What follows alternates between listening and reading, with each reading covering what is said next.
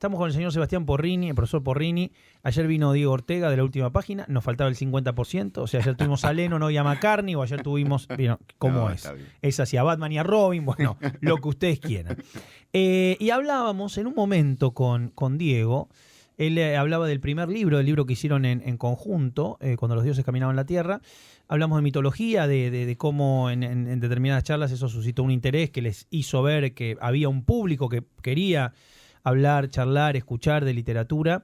Pero yo me quedé, porque él me empieza a contar su historia contigo, como alumno, y habla un poco de tu formación, hablamos del griego, y un poco yo le hablo de esa tradición del griego que hubo en la Argentina, que debe ser la que te formó. Sí, Ramón Alcalde, estamos hablando de esa gente, Macialino en un momento lo menciona. Entonces digo, ¿cómo fue eso? ¿Cómo te acercás? ¿A qué edad? Digo, porque me gustaría hacer un poco como lo que hice con él, este origen de dónde parte, ¿no? Muy bien. Bueno, a los 18 años empecé el profesorado en letras en el Mariano Acosta. Sí. Y allí había, digo había porque vive, pero ya está jubilado, un gran profesor de latín que es Alfredo Fraschini. Claro. Alfredo Fraschini es discípulo de Guillermo Tille, que fue posiblemente el profesor de griego más particular que haya existido, porque él consideraba que la lengua griega no era una lengua muerta, sino viva. Entonces se enseñaba con una lengua viva. Sí, claro. Eso se lo transmitió a todos sus discípulos. Y si bien yo Alfredo lo tuve en latín, cuando llegué a griego en tercer año, antes teníamos 4 años de latín, 2 de griego, con una carga horaria insólita, teníamos 6 horas de latín, 6 de griego. Bueno, me apasionó la lengua. Teníamos a un profe que se llamaba Alfredo Arcot, que era pastor metodista y exégeta bíblico. Sí. Y él nos hizo amar un poco la lengua griega, algunos, no a todos, por supuesto, claro, como suele pasar, ¿no? A mí la teoría literaria no me interesa, pero en algunos casos hubo gente que se apasionó por eso. Y cuando terminé el profesorado yo sentí la necesidad de continuar. Dije, esto no puede quedar acá. Es decir, yo, si bien leía en griego, mi intención era que, bueno, avanzar un poco más. Entonces, ¿qué hice? Hablé con Alfredo, me fue dirigiendo para que... Y un poco fue autodidacta, porque lo que hice es tomar las gramáticas, la de Curtius y demás, y seguir profundizando. Hasta que en algún momento se me dio la posibilidad de hacer traducción. Bueno, algunos de estos personajes que estábamos mencionando, cultores del griego, fueron traductores de Platón, digo, algunos eran, ¿no? Grandes traductores. De Homero. Y una cosa llamativa es que siempre hacían hincapié, quiero tu mirada al respecto, de lo poco que sabemos de los griegos. Han quedado las obras, han quedado los textos. Suponemos un habla vulgar griega, digamos, no podemos terminar de entender. De hecho, a la distancia ayer hablábamos de la poética aristotélica en relación a los griegos, cuando ya había pasado una centuria. Entonces digo, directamente para Aristóteles también había misterios en los griegos. Entonces digo, se termina, hay un punto que se hace una especie de mundo de suposiciones también, ¿no? Sí, cuando sin duda. Pensemos, Sebastián, que lo que sabemos de los griegos en relación con lo escrito es lo que se empieza a escribir en el siglo V, o sea, claro, tardíamente. Todo lo que es anterior es de naturaleza oral. La escritura en Grecia empieza más o menos en el siglo VII, VI antes de Cristo. O sea, ya es muy tarde, cuando ya la mitología Homero y lo que nos imaginamos como Hesíodo y demás forman parte de, ¿cómo decirlo?, de una lengua de tradición oral dialectal. No te olvides de eso, porque el griego no es el griego. No, decir, claro, es un griego el que... Sófocles, claro, tenemos uno, pero eso no es el ático, claro, es como pensar que la gente habla en la calle como, no sé, como Borges. Exactamente. Claro, exactamente. Es decir, cuando uno piensa que el griego tiene 35 tiempos verbales, el castellano tiene 17, ya nos encontramos con un problema. Es decir, hay una visión del mundo en relación con lo que se hizo, lo que se hace y lo que se hará o se haría, muy particular. ¿Y por qué crees que esto, por qué tendió a desaparecer o por qué luego se conforma, o mejor dicho, por qué crees, por qué sabés que ha ido mutando tanto en relación a esto que mencionás de como visión del mundo en relación al lenguaje, y hoy como el idioma español es lo que es, digamos, y no es tan extenso como pudo haber sido el griego en otro momento? Te podría dar 2 explicaciones una de carácter lingüístico, que es la que manejamos cuando damos una explicación más científica, si se quiere, que es que todas las lenguas tienden hacia la economía. Contracciones, las más nuevas son más, digamos, tienen ideogramas, ideas, digamos, eso. Exactamente, exacto. Bueno, el inglés tiene un montón de palabra expresión, un montón. Exactamente, un montón. Es decir, una serie de, digamos así, de estructuras que son muy simples y que tienden a la simplificación, sobre todo del sistema verbal. En castellano, si yo te digo el futuro del subjuntivo, prácticamente está muerto, finiquitado, claro. Es decir, solo queda para una habla demasiado culta o para ciertos términos legales, que sería bueno que a veces los legisladores pensaran en eso. Yo creo que es parte de la trampa. Claro. Que no, en serio lo digo. La floritura en lo legal es como eso, ¿viste? Bueno, perdámonos adentro de esto. Claro, ¿no? Exacto. Quien robare será punible. Claro, no entendés si pasó, si va a pasar, si está firmando. Bueno, negar 2 veces, afirmar una. Bueno, claro, exacto. No vino nadie, como decimos. Claro. Eso por una parte, o sea, tienden a una simplificación. Ahora, pensemos lo siguiente. La segunda explicación, Sebastián, y perdón que me extienda. No, por favor. Que uno cuando recibe la visión de los antiguos, sobre todo en los libros de historia, se imagina gente primitiva, con un palo en la mano matando a un dinosaurio. Sí. Claro, a palazos. Y realmente una persona que una comunidad que tiene 35 tiempos verbales, no me los puedo imaginar de esa manera. Sí. Entonces a veces pienso si no es que involucionamos desde más ya, que evolucionamos. sí, claro. Desde el punto de vista de lo cultural y lo lingüístico y propiamente lo que tiene que ver con las lenguas, evidentemente cuando uno piensa lo que son las lenguas antiguas son una genialidad, porque tienen todo el sistema de casos y declinaciones, que es un sistema más económico e inteligente que el nuestro. Claro. ¿Qué hemos hecho? Hemos puesto parches, hemos puesto, como decimos cuando me toca enseñar griego, imagínate el primer año, lo que es las caras de la gente al ver ese sistema. Les digo, imagínense que esto al trasladarse al castellano hubo que ponerle 1000 muletas. Esas son, por ejemplo, las preposiciones. Nosotros ponemos preposiciones por todos lados, o los famosos nexos, que yo los llamo nexos del pato, ¿no? El cuá, el cual, del cual, al cual, ¿no? Y lo cual. Lo cual, claro, exacto. Claro. Incluso el dónde, que se está usando de cualquier manera, ¿no? No solo como locativo, sino una persona donde, y yo digo, bueno, listo, estamos destruidos. En la televisión y por ahí un periodista hablando de política, digo, no es que lo dijeron en un kiosco de diarios y revistas. No, exacto, claro, sí. O sea, no quiero nombrar porque no quiero ofender a nadie. No, y aparte se instalan esas cosas, ¿no? Después son como apoyatura y el problema es que se replican, listo, ya está, aparte, dale para adelante. Sí. Bueno, hace un tiempito, vos lo recordarás y todavía sigue en algún sentido, el famoso tipo qué. El tipo qué, que había surgido en cierta clase social elevada y había sido tomado por otra clase social, que parecía el único nexo posible. Ahora, volviendo a tu pregunta, y disculpa que me haya por favor. extendido, a mí eso es lo que me asombra. ¿Qué es lo que pasó? ¿Cómo puede ser que hace 2500 años un pueblo tenía tal sutileza en el lenguaje y eso haya derivado en un cambio tan grande? Dije cambio, no empobrecimiento, porque es difícil.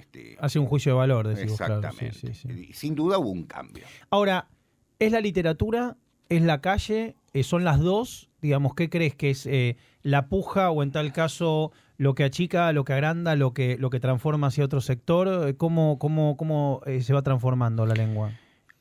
Sin duda es el habla, ¿no? Es el habla. Es el habla. El gran problema, digámoslo así, es el habla. Es decir, el habla transforma, convierte al lenguaje en un elemento dúctil, constantemente transformable.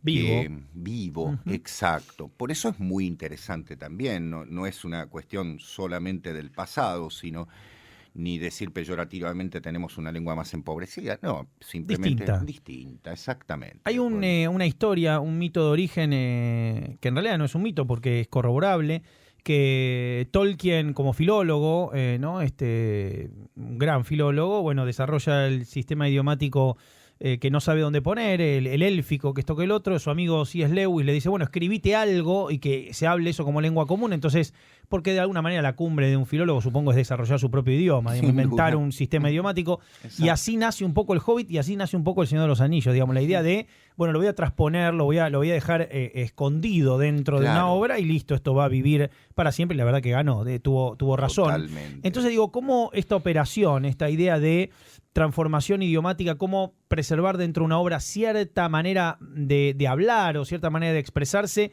te parece que ha encontrado sus horas más luminosas y contundentes? Quiero decir, dentro del Quijote, dentro de qué obras vos decís, bueno, ahí está, ¿no? Ahí tenemos un pequeño salvoconducto. Mira, en relación con lo que decís es interesantísimo porque el élfico, por decirlo, es la lengua de un pueblo que va a desaparecer. Sí, claro. Es decir, ya Tolkien se da cuenta, como gran escritor y como gran pensador que fue, que una lengua con esa perfección, con dominios de ciertos sonidos dentales que tienen siempre un aspecto espiritual, ¿no? Muy fuerte, porque la fonética también es muy importante. Sí. Es una lengua que tiende a desaparecer. Ahora, la preservación, que es lo que vos me preguntabas, sin lugar a dudas, por ejemplo, por tomar el caso del Quijote, es un elemento de conservación de una lengua que ha desaparecido. Cuando el Quijote habla en el formato de las novelas medievales, o mejor dicho, de las novelas de caballería, está intentando justamente reflejar algo que ya se fue, ya desapareció. Es crepuscular en ese sentido. Totalmente. Claro, está hablando por eso, a mí me gusta pensar que el Quijote es la primera novela moderna, pero también es el canto del cisne de algo que se cerró o se está, digamos, definitivamente... Bueno, está claro en las dos partes que lo componen, digamos. Exacto. En la segunda parte ya tenemos la novela moderna, claro, hasta formalmente, ¿no? Exactamente. Es un poco esa la idea. Totalmente. Que es el gran viraje. Uno dice, esos 10 años que pasan de la primera a la segunda partes, en las que Cervantes vuelve a escribir, retoma el tema, deben haber sido, evidentemente, una vivencia propia. No solo por la publicación 2 años antes de la segunda del Quijote falso de Avellaneda, sino deben haber sido para él un elemento casi iniciático, si me permitís el término tradicional. Es decir, debe haber visto que esto no era solamente una parodia de las novelas de caballería, sino que era prácticamente un tratado sobre lo que tenía que ser este nuevo género que era la novela. Porque no te olvides que el concepto novela, que viene de Italia, es un concepto que habla de novedad, ¿no? Novela, sí, lo nuevo, claro. Pero de un texto breve. Y uno, el Quijote, lo que menos puede decir es que es breve. Claro. Es decir, está fundando un elemento totalmente ¿Y contemporáneamente en lengua inglesa, bueno, qué había a la par? Como para que digas, bueno, esto más o menos es comparable o ciertas operaciones formales. Sí, sin duda. Y bueno, vos pensás que el mismo día, aunque en calendario diferente, se muere el otro grande, ¿no? William. Con Shakespeare pasa algo particular, porque Shakespeare es de por sí un idioma, ¿no?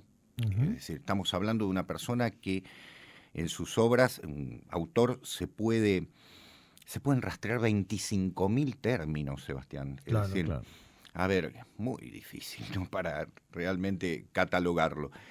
No solo porque tiene elementos del inglés medieval, sino porque Shakespeare en muchos casos alude a elementos que no forman parte de la lengua inglesa y que él las crea, es decir, son neologismos. Es decir, su mismo apellido, que es un apellido transparente, ¿no? Como decimos siempre, tiene la particularidad de que Shakespeare está no solo creando un tipo de teatro retomando una tradición, porque no es la tradición griega, sino fundamentalmente creando una lengua, que es una lengua... para que los chicos del secundario me entiendan, les digo, si yo te digo, anda a la preceptoría y tráeme un borrador, ¿cómo lo diría Shakespeare? Ponte las alas de Mercurio, claro. ¿Sí? Y cual céfiro llega y tráeme, ¿no? El material para borrar el palimpsesto, ¿viste? Sí, claro. Esa genialidad retórica, que yo hago espantosamente, en Shakespeare es natural. Eso es lo increíble. No solo un lenguaje, sino un estilo. Pero ¿y eso está utilizado como un recurso? ¿Está utilizado estéticamente para vos? ¿Está utilizado en algún sentido como una mirada del mundo? ¿Qué uso tiene Sí, ¿no? Sebastián, yo opino lo que vos decís con lo último, ¿no? Es decir, es una mirada del mundo. Shakespeare cierra una cosmovisión. Yo ayer te escuchaba con Diego, que Sí. bueno, él es el más especialista en estos Ujú. temas, pero Shakespeare se me ocurre que es un hombre de la Edad Media, no se me ocurre, sino avalo esa posición, es un hombre de la Edad Media en la modernidad. Es decir, ¿qué hago ante una Inglaterra que ya es anglicana, que está separada de la tradición cristiana central? Bueno, también una mirada crepuscular como Cervantes. Entonces, en ese sentido, Exactamente. Bueno, los son dos son, barrocos. claro, los Claro. dos son Ah, porque ahí hay un elemento de la, digamos así, del arte, que es el barroco, ¿no? La genialidad del barroco. Es decir, la Edad Media no se anula con el Renacimiento, sino que se suma al Renacimiento y da esa síntesis que es el barroco. Ujú. Y así como se pensó en el retorcimiento del lenguaje, en los poetas barrocos y demás, también se estaban transmitiendo otro tipo de mensajes, ¿no? También hay un lenguaje cifrado en todos ellos, que tiene que ver con que es la misma época, Sebastián, en la que se empiezan a perseguir una serie de, digámoslo así, instituciones de carácter esotérico, si se me permite el Sí, término, claro. ¿no? Es decir, ¿cómo transmito? Esotérico en el sentido de secretos a la luz del día, digamos, la idea de Exacto. está pasando un intertexto vital, como acá pasa más de lo que estamos pensando. Totalmente, exactamente, muy bien, exacto. Es decir, ¿cómo hago, Sebastián, para transmitir un mensaje alquímico en un Sí. momento en el que la alquimia empieza a ser claramente perseguida? En la Edad Media vos ves la Catedral de Chartres y tenés todas las tallas del proceso alquímico en las paredes. Tenés el laberinto, que es el elemento alquímico más antiguo de la historia de la humanidad, en una catedral católica. ¿No es cierto? Claro, O sea, claro, cómo claro. la iglesia... A partir del siglo XIII, XIV la cosa se complica y entonces hay que transmitirlo de otra manera. Y como bien dijo Chesterton, ¿no? ¿Dónde es mejor esconder un cadáver? A la vista de todo el mundo. A la vista de Claro, todo claro. el mundo. Entre O sea, muchos cadáveres. Exactamente. Ujú. Exacto. Pensando un poco esto que decís, uno puede desprender, y ahora me interesaría ver tu visión, del romanticismo como el problema más grande que tuvimos, Sí. o el primer problema de los más grandes que tuvimos, ¿no? Sí. Una pérdida de sentido de todo este postulado, digamos, Claro. quiero decir, que lo padecemos hasta hoy, porque es un hit el romanticismo también, lo digo vulgarmente para que se entienda la idea, Ujú. porque las esencias del romanticismo son muy atrayentes. Digo, Sí. ese es el problema que tiene. Claro. Tiene muy buen envoltorio el regalo. Entonces es el problema que tiene, ¿no? Exacto, claro. A mí cuando me lo contaron en la escuela, no me puedo olvidar esto. Es increíble cómo, bueno, quien me lo enseñó evidentemente no tenía esta visión crítica. Entonces, claro, te lo cuentan, depende de cómo te lo cuenten, vos entrás como un caballo con el romanticismo, ¿o no? Sí, porque se cuenta generalmente, y supongo que habrá sido esa la Sí, tradición. es un antidios. El romanticismo es, llegó el momento donde Caín. la humanidad... Claro, exacto. Claro, exacto. Exacto. Y sobre todo jóvenes, ¿no? Y esa idea de que Rebelión, todos mueren sí, jóvenes, sí, rebelión, sí, claro. sí. Cuando en realidad el romanticismo es una reacción eminentemente, reacción, no revolución, es una reacción ante ese racionalismo del siglo XVIII tan hueco, tan ilustrativo, digamos así, que viene a plantear, bueno, hay una parte de la humanidad, hay una parte del ser humano que no podemos racionalizar y que no es irracional, porque ese fue la primera respuesta que surgió en el siglo XIX. Bueno, entonces esto es irracional. Y muchos románticos compraron eso. Sí, claro. Pero otros no. Es decir, hay algo que se ha perdido.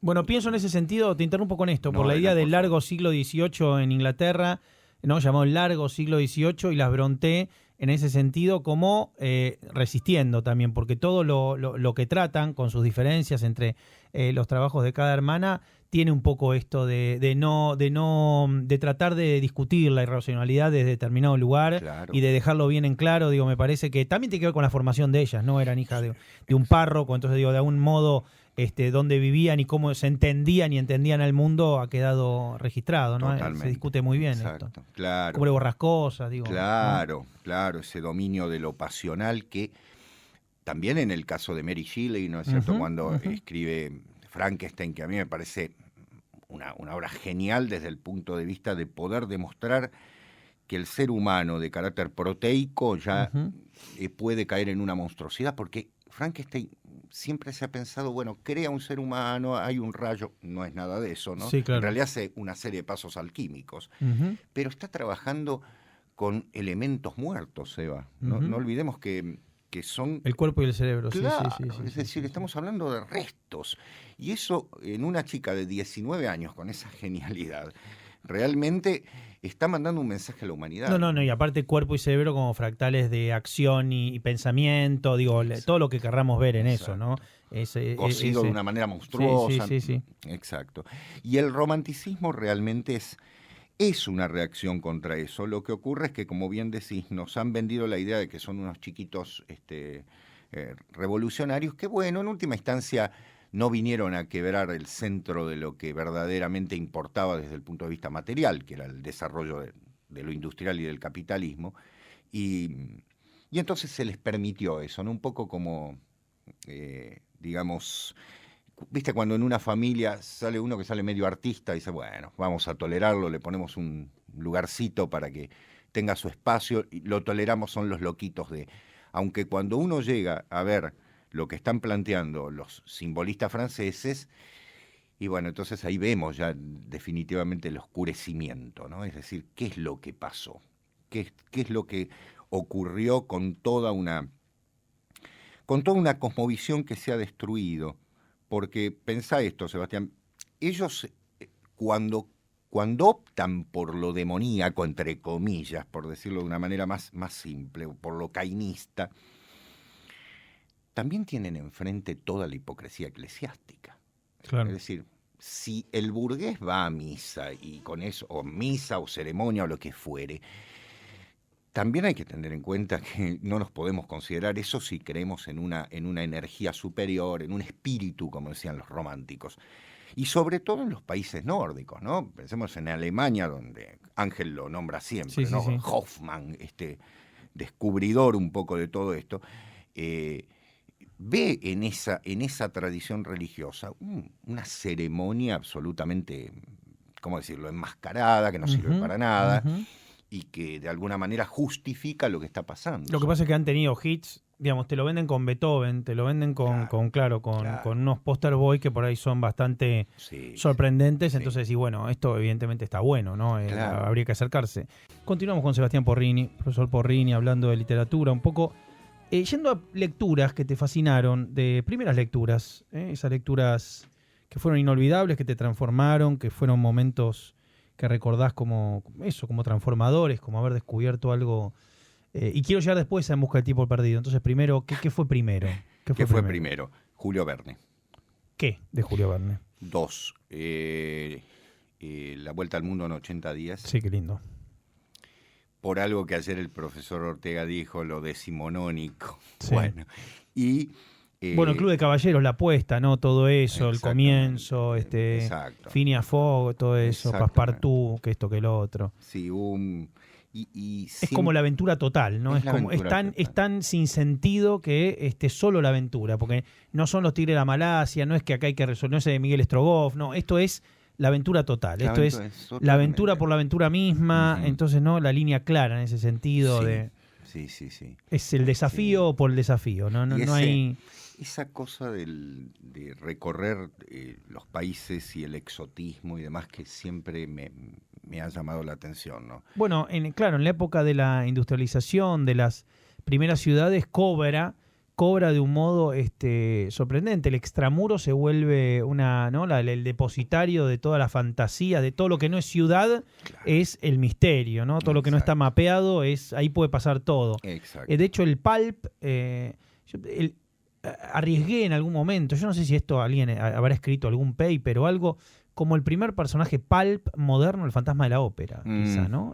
Por todo es muy probable. Porque entre la Cámara de los Suplicios, la Baticueva, el hecho de que sea una persona que ha construido un reverso del Teatro de la Ópera de París, tiene un mito de origen así medio secreto, los poderes, el mesmerismo, el antifaz, me parece que es como casi que, The Shadow, Batman, un montón de personajes parecen desprenderse de ahí. Es como si Gastón Leroux hubiera inventado una tradición aparte de un mito, ¿no? Justamente, ¿no? E incluso hasta un compartir el tiempo, ¿no? Ese mismo momento. Esa sociedad que entre 1860 y 70 ya tiene, digamos así, un desarrollo industrial irreversible, ¿no? Como vos bien decís, esta idea de salir a buscar lo extraño, la otra parte, como dice Ángel. Sí.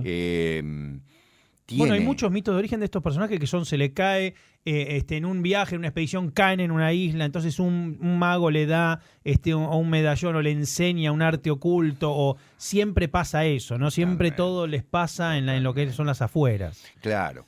Claro, este centro genera unas afueras nuevas también. El mismo, ¿no? Verne, Sebastián, te acordarás, hay una que se llama Sobre los Cárpatos, sí. ¿no? Ahora no me voy a acordar exactamente el nombre, pero en el título está esa palabra. Transcurre en Rumania. Claro, es decir, Rumania era realmente, no sé, lo más alejado de la mentalidad, digamos, europea, civilizada, entre comillas, de la época. Ese país donde había estado, donde después se iba a ubicar toda la tradición del conde Drácula, pero muy previamente. Bueno, y tanto París como Londres pasan a ser esas tierras de infinitas posibilidades. Exacto. Pensadas por autores que ni siquiera viven ahí. Digo, el caso de Poe, ¿no? Claro. Situando a Dupin y que todo el otro, pero digo, pasan esas cosas. De repente tenemos esas ciudades que son como mucho más que ciudades, son terrenos de aventura. Laberintos. Sí, claro. Es decir, hay un despertar. Yo cuando tenía, no sé, 8 años fue ese tipo de libros fueron los primeros que me llamaron la atención. Me atraía sobremanera. El otro que te iba a decir es El faro del fin del mundo. Ah, qué lindo, sí.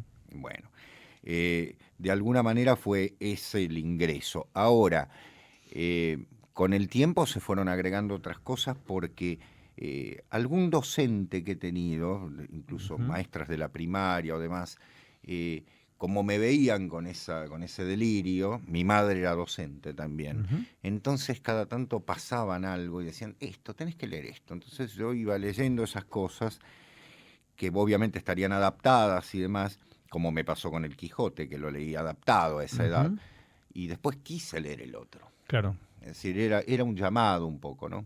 También se va a pensar que cuando yo era chico había una sola hora de dibujitos animados. Entonces, ¿qué hacíamos los chicos, ¿es cierto?, hasta las 5 de la tarde? Bueno, a mí, yo voy a decir algo. Lo que pasa es que yo no sé si a veces sonamos como grandes valores del tango.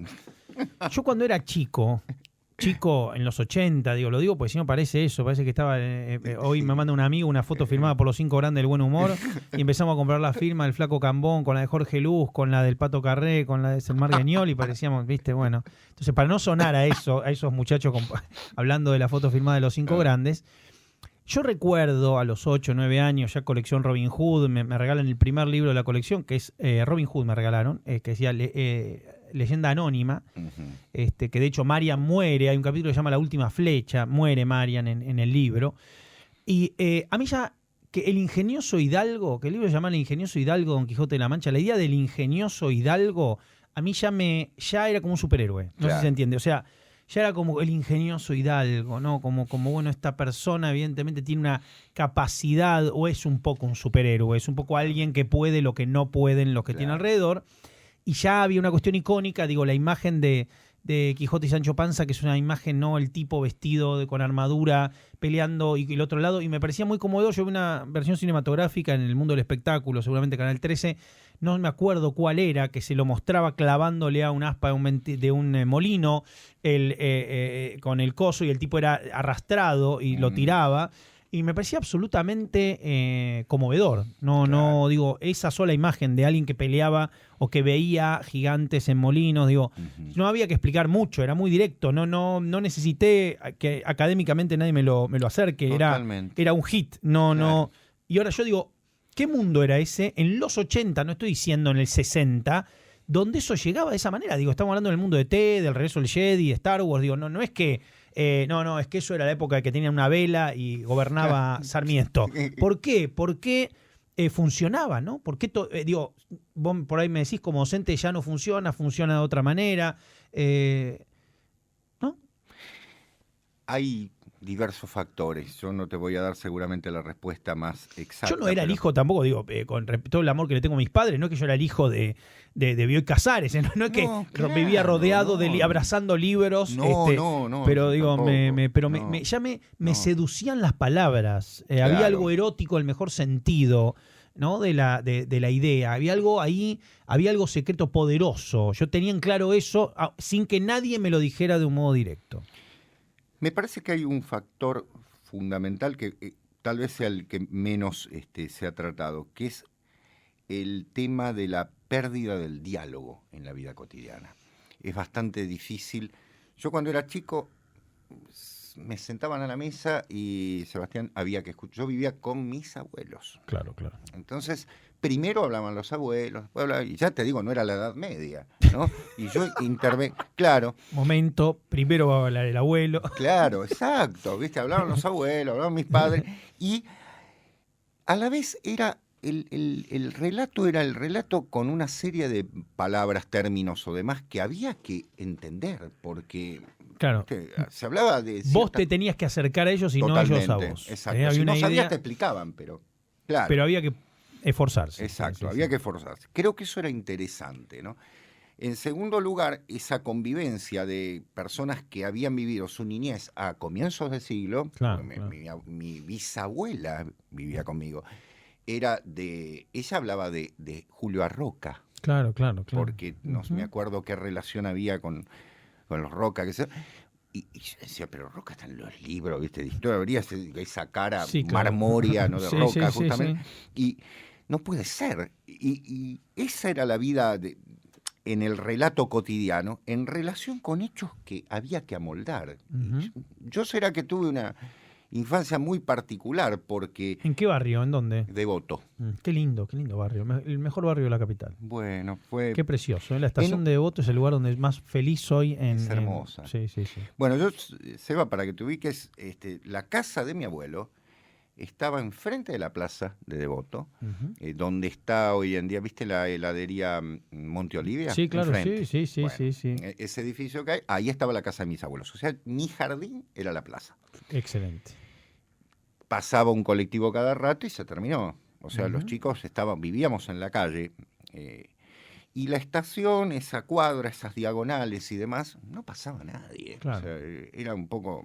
A mí me mandaban a comprar desde que tenía 5 años. Sí. No me ocurre. Entonces, esa situación de, digamos, de cierto provincianismo acá en la capital, generaba una relación muy particular entre los seres humanos, ¿no? De hecho, el libro que había publicado la Ciudad de Buenos Aires sobre los barrios, el que estaba dedicado a Devoto, se llamaba, no me olvido más, yo era chiquito, creo que lo tengo, que se llama Villa Devoto, un barrio de quietud patriarcal. Bueno. Hoy en día sería claro, desubicadísimo. Hoy tenemos que ir a deconstruir el barrio. Totalmente, claro. Exacto, un barrio de quietud patriarcal. Terrible. Claro, pero era un poco así porque era todo un mundo muy, muy tranquilo, ¿no? Casi de pueblo. Y eso, el libro tuyo, tu libro, el que te regalan o el que en algún momento te compras, el que te decís, bueno, me llegó mi libro, tengo un libro, es mío, es el principio de esa biblioteca que hoy es la que se ve a tus espaldas en la última página y a las espaldas de Diego. ¿Cuál fue ese libro, no? Ese acto totémico de, bueno, empezamos acá, empieza un camino. Bueno, el primero que yo recuerde que fui a la librería con la intención de conseguirlo, fue Los Conjurados de Borges. O sea, yo tenía 15 años. ¿No? Es decir, así con esa decisión, porque antes, bueno, sí, me regalaban, me compraba alguna cosa, pero que fui yo... ¿Qué mirada había de Borges en ese momento?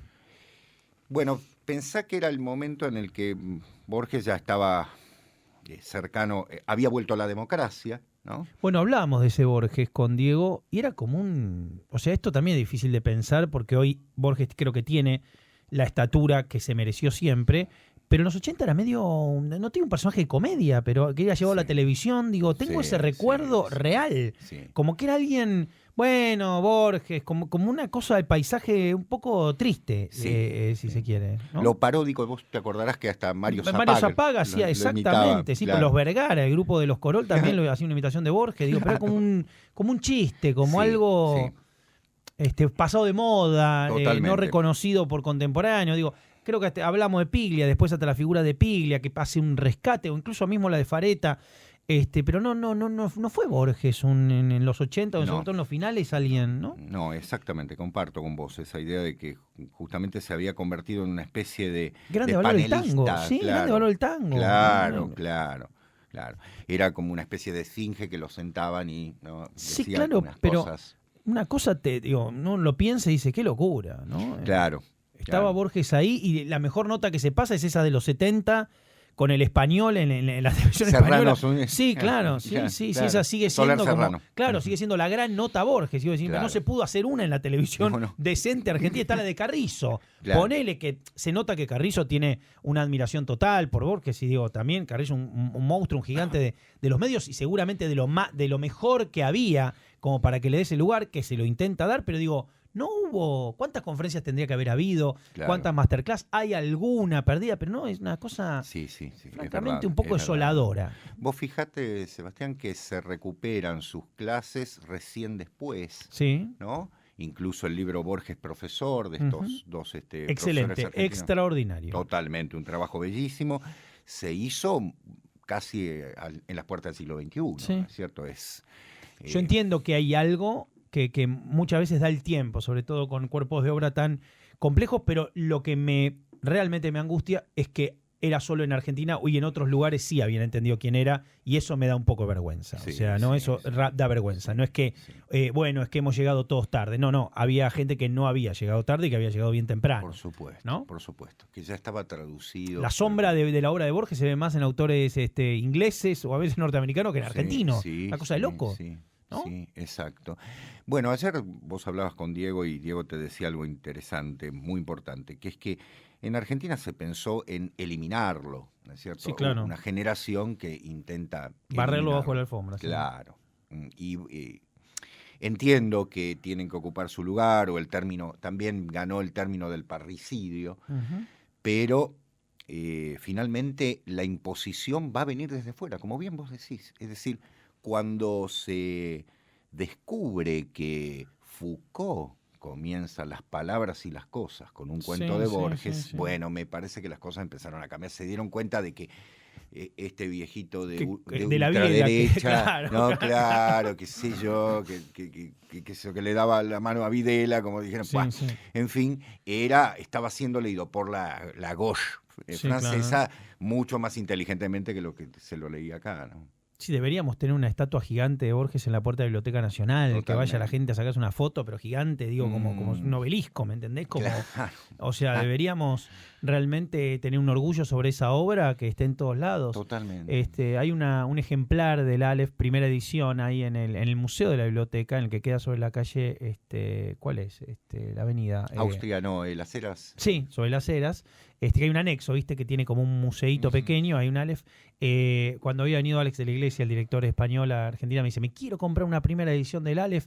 En ese momento, creo que salía 40.000 pesos una primera edición del Aleph, como la que hay ahí, que tampoco está preservada de la mejor manera posible, digo, como todo, no es que mirá este. Y debe haber en la Biblioteca Nacional varios documentos, y ahora, ¿cómo no está el despacho de Borges tal cual lo usaba como para que uno lo visite y lo vea y bueno, y ahí quedó el último, ¿no? Como bueno, qué sé yo, medio que dormimos. La primer casa de Borges en Palermo tiene una placa nada más al lado de una lavandería que va a dejar los calzones, ¿viste? Es todo muy poco. Digo, viene alguien, dice, che, quiero hacer el tour de Borges, quiero ver dónde, y no hay nada, no tenemos. Hay nada. ¿No? Es verdad. Cuando uno piensa en los tanos, te hacen, bueno, acá, el hombre de la esquina rosada es acá pasó, ¿me entendés? Te inventan, claro. Si no saben, te lo inventan. Por supuesto, exactamente. Sí. Y vos sabés que me ha pasado, yo tuve la posibilidad de viajar, las casas de los escritores en Europa.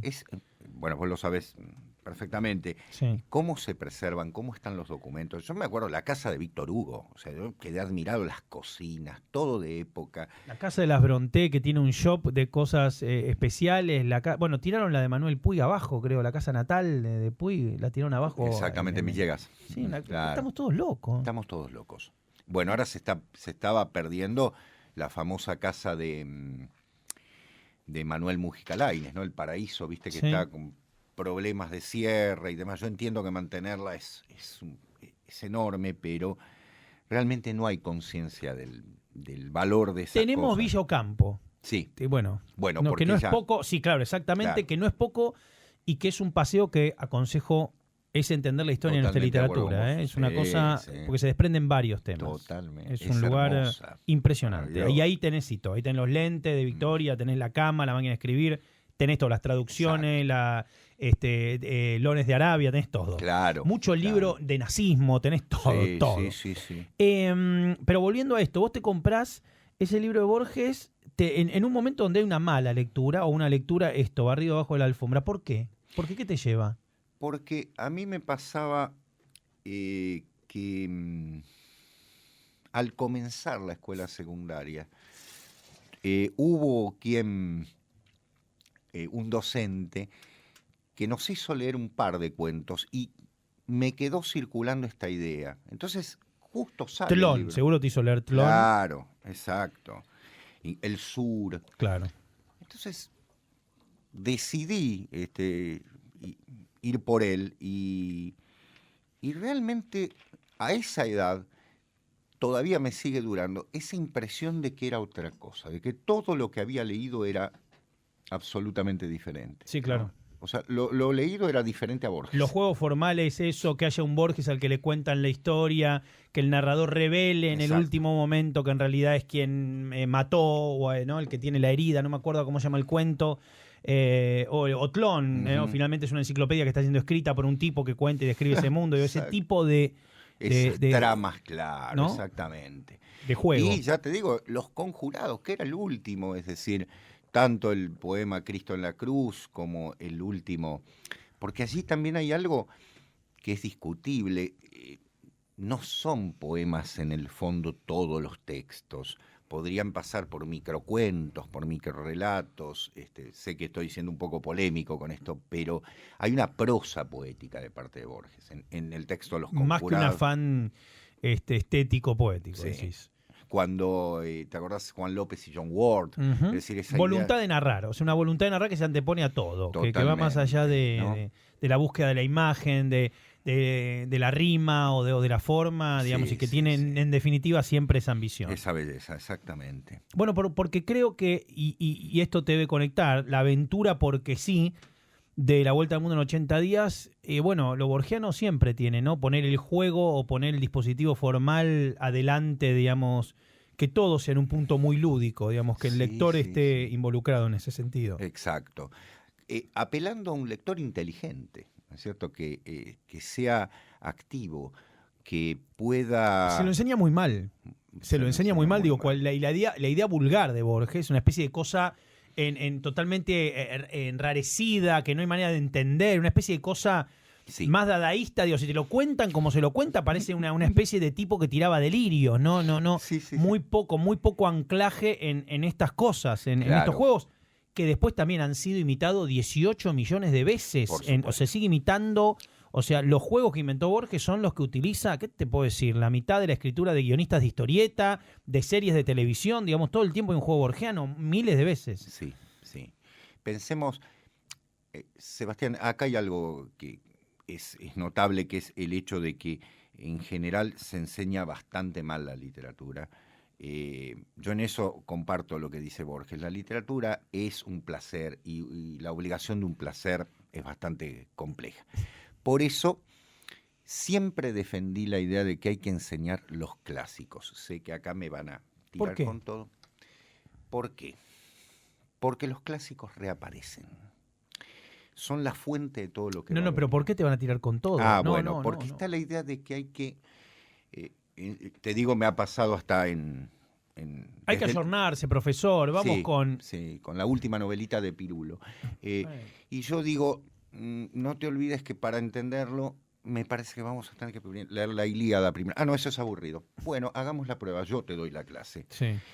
Y cuando lo haces verdaderamente con cierta pasión, con cierta preparación y demás, los chicos se enganchan. Y te voy a dar un género que hace 29 años que enseño en la escuela secundaria y que todos los años tengo los ojitos de los chicos de 14 años mirándome así, que es la tragedia. Claro.